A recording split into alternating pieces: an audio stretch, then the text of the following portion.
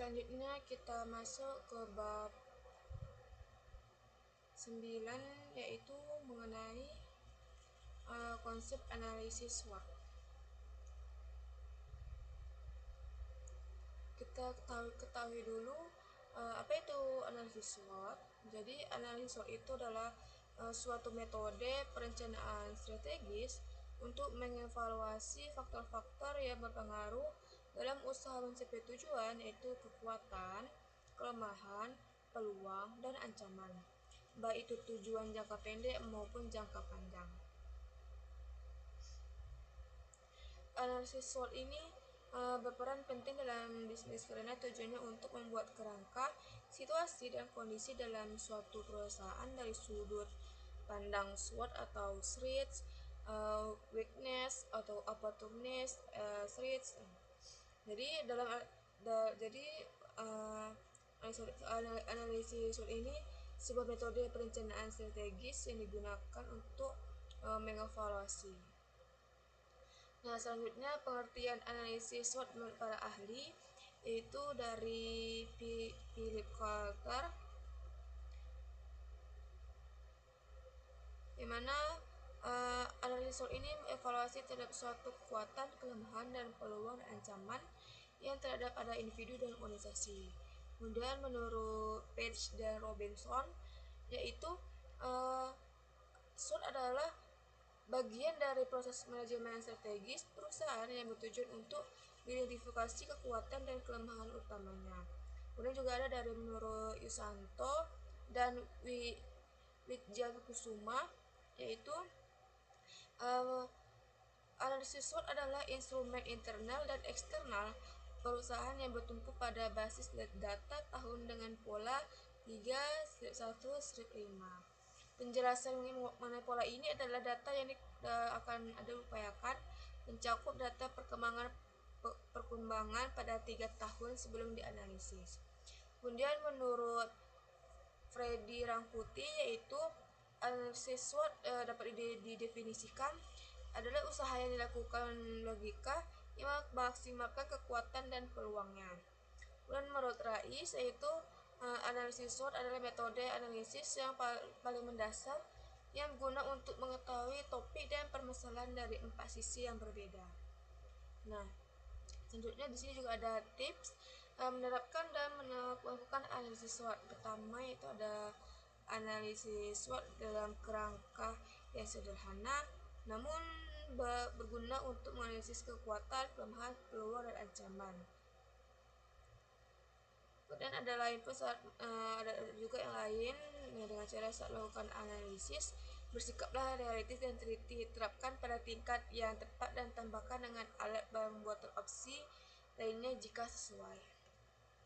Selanjutnya juga ada strategi dan matriks dan SWOT, di mana strategi dan matriks dan SWOT ini ada beberapa macam, yaitu yang pertama ada strategi kekuatan atau sampai kesempatan S dan O atau maxi, di mana strategi yang dihasilkan pada kombinasi ini telah dapat memanfaatkan kekuatan atas peluang yang telah diidentifikasinya.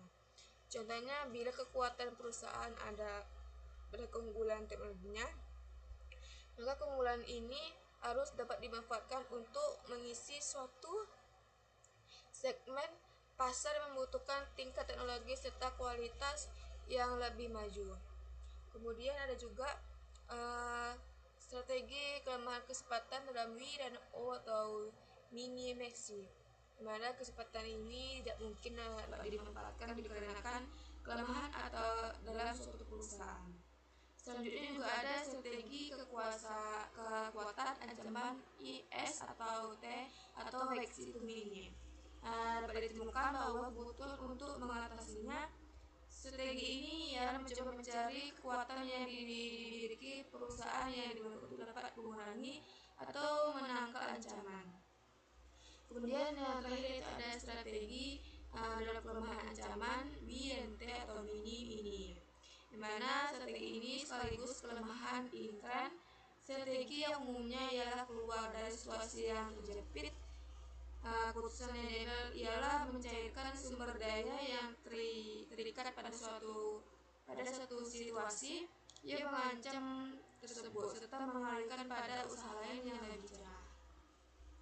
Nah, selanjutnya ada juga jenis analisis.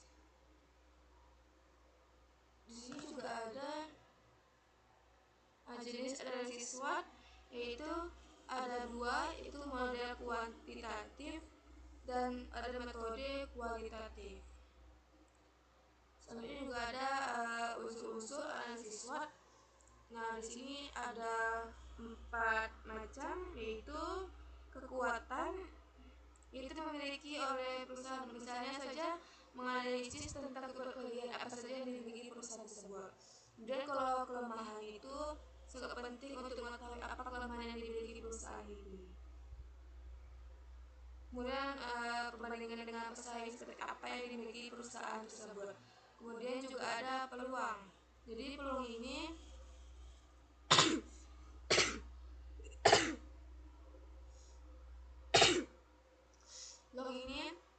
berdasarkan atau kesempatan untuk menghasilkan keuntungan. Selanjutnya ancaman, yaitu misalnya banyaknya pesaing dengan adanya ketersediaan sumber, daya jangka waktu minat konsumen dan lain sebagainya. Kemudian juga ada manfaat analisis SWOT, di mana analisis ini bermanfaat untuk mengetahui suatu permasalahan dari 4 sisi yang berbeda, yaitu dalam kekuatan, kelemahan, peluang, dan ancaman yang dimiliki oleh sebuah perusahaan. Jadi dalam 4 itu mempunyai masing-masing manfaat dalam analisis SWOT. Kemudian juga ada faktor yang mempengaruhi dalam analisis SWOT, yaitu ada 2 garis besar. Yang pertama yang mempengaruhi yaitu faktor internal dan faktor eksternal. Kemudian juga ada contoh analisis SWOT, seperti kekuatannya itu seperti memiliki produk layanan berkualitas tinggi. Kemudian kalau contoh dalam kelemahannya yaitu pertumbuhan masa depan semakin bertanggung pada segmen internasional.